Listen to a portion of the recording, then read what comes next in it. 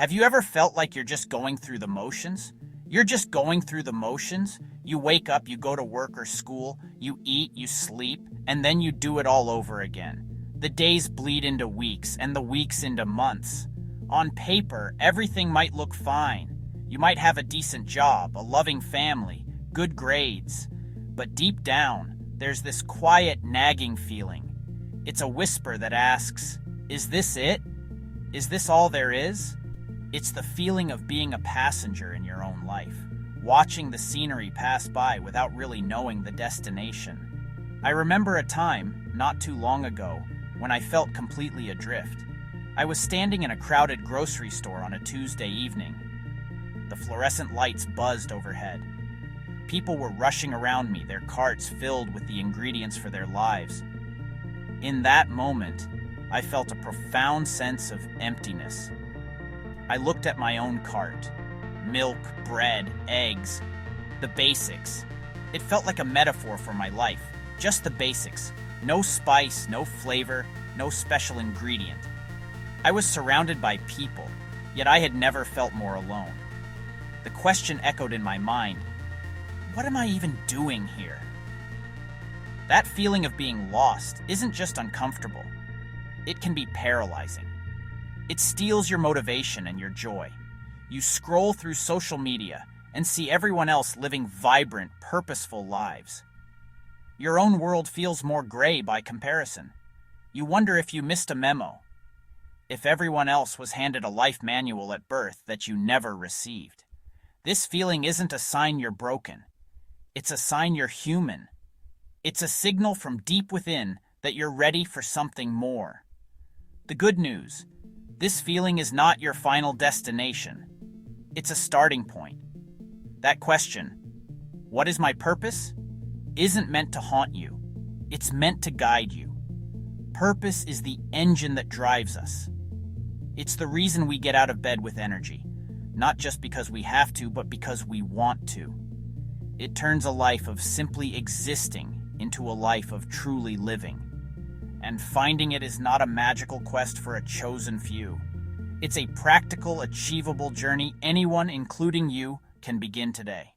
One of the biggest reasons we feel so lost is because we've been sold a lie. It's the myth of the grand purpose. It's the idea that your purpose is this one huge, earth-shattering thing that you're supposed to discover, like a lightning bolt of clarity. They were born to cure a disease. They were born to lead a nation. They were born to write the great American novel. This narrative is dramatic. It's exciting. It's incredibly intimidating and mostly untrue for the rest of us. This pressure to find a single, epic purpose can be completely overwhelming. It keeps you stuck, waiting for a miracle instead of taking action. The truth is, for most people, purpose isn't found. It's built. It's constructed piece by piece, day by day. It's less like a lightning strike and more like the slow, steady sunrise that gradually illuminates the world around you. It starts with asking yourself simple questions, not what is my grand destiny, but what am I curious about right now? Or what's one small thing I could do today that would feel meaningful? So let's agree to throw away the myth of the grand purpose. Let's release ourselves from the pressure of finding that one big answer. Instead, we're going to focus on a process. We're going to focus on building, not finding. It's a journey where you are in the driver's seat. All right, so if we're not waiting for a lightning bolt, what are we doing instead? We're following a plan. Over the next 22 minutes, I'm going to give you a clear, practical roadmap. This is a hands-on guide filled with actionable steps. My promise, by the end of this video, you'll have the tools to move from feeling lost to empowered. We're going to do this together, step by step. Act 1. Start small. The power of curiosity. Use simple experiments to discover what interests you. Create a curiosity journal. Try 30-day experiments to test the waters. Act 2. Clarify your core values. Values are your personal navigation system. we'll do a simple exercise to identify your top 5 values. Understanding values is like a compass pointing to your true north. Act 3. Map your skills and strengths. Identify what you're naturally good at. Find activities that put you in flow. Act 4. Turn insights into action. Start small projects. Volunteer. This is where your purpose comes to life. Stop just thinking about it and start living it. When was the last time you let yourself be genuinely curious? I mean really curious, and like a kid who sees a strange bug on the sidewalk. As adults, we often suppress this natural instinct. We're taught to be efficient, to focus on what's practical, what pays the bills. We trade our sense of wonder for a sense of responsibility. We stop asking, I wonder what would happen if, and start asking, what's the point of doing that? These I wonder moments are the seeds of purpose. They are little breadcrumbs leading you away from the gray, monotonous path. Your job isn't to find the final destination right away. Your job is to notice the next breadcrumb and have the courage to follow it. Our first practical tool is incredibly simple but profoundly effective: the Curiosity Journal. This isn't a diary. It's a logbook for your I wonder moments. It can be a fancy notebook, a cheap notepad, or even just a notes app on your phone. The tool doesn't matter, the habit of using it does. Anytime you feel a spark of curiosity, no matter how small or random, you write it down. Don't judge it. Don't analyze it. Just capture it. Did you see an ad for a rock climbing gym and think, that looks cool? Write it down. Did you read an article about sustainable farming? Write it down. Did you hear someone speaking Spanish? You know what to do. It's like when you decide you want to buy a red car, and suddenly you see red cars everywhere. By consciously looking for moments of curiosity, you will find them in abundance. For the next 7 days, I challenge you to write down at least one thing you're curious about each day. At the end of the week, you'll have a list of at least 7 potential threads to pull on. This simple act of collecting your curiosities is a powerful declaration. It's you telling yourself, my interests matter. Looking at this list can feel exciting, but it can also be a little overwhelming. Which one do you choose? This is where our next tool comes in, the 30-day experiment. Instead of marrying an interest, you're just going to date it. Pick one item from your journal. Now design a small, manageable 30-day experiment around it. For example, I will practice guitar for 15 minutes every day for 30 days using a free app. Pay attention to how the activity makes you feel. Do you look forward to it, or does it feel like a chore? This isn't about success or failure. It's about gathering data. At the end of 30 days, you get to decide without guilt. Stop the activity, continue it as a hobby, or invest more time and energy into it. If you tried guitar and hated it, great. You saved yourself years of slogging through the wrong thing. Cross it off and move on. But what if you loved it? Then you've discovered something truly valuable. We've spent time gathering sparks of curiosity, but to build a truly fulfilling life, we need to understand the why behind those whats. This is where values come in. Think of your values as your inner compass. They are the fundamental beliefs that guide your actions and decisions. It's easy to confuse values with goals. A goal is a destination, like run a marathon. A value is a direction, like health or perseverance. You can finish the marathon, but you can never finish being healthy. Many of us have never consciously thought about our values.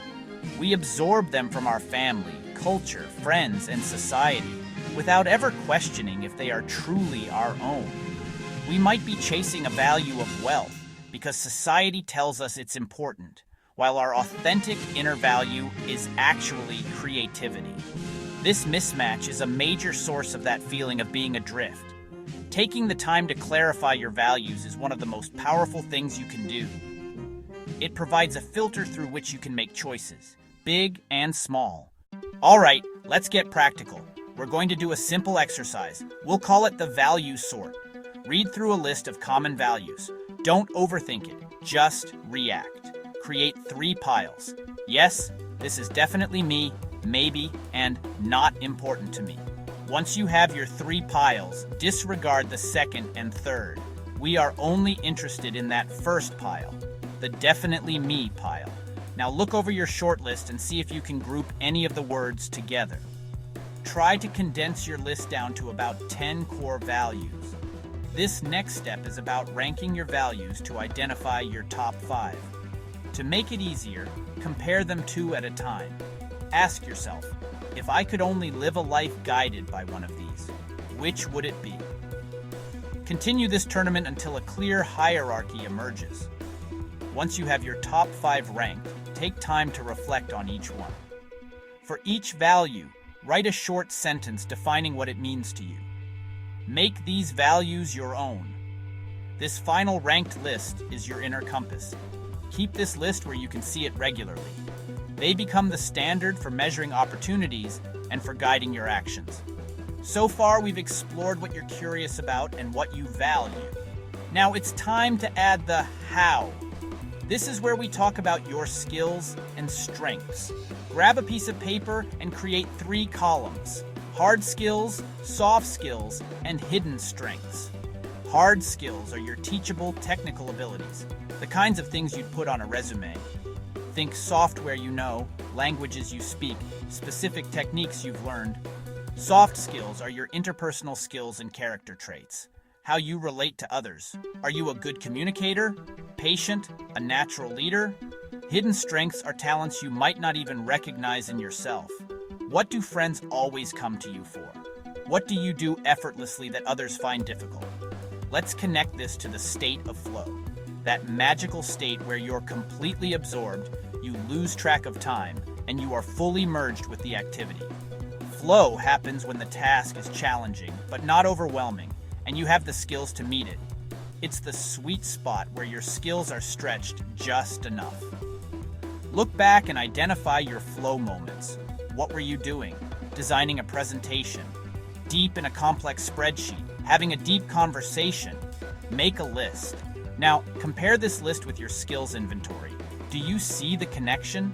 Recognizing this link is powerful. A life with more purpose is a life with more flow. The final step is to understand the power of skill stacking. You don't need to be the best at one thing. Your unique combination of skills is what makes you valuable. Maybe you're good at data analysis, storytelling, and you're deeply curious.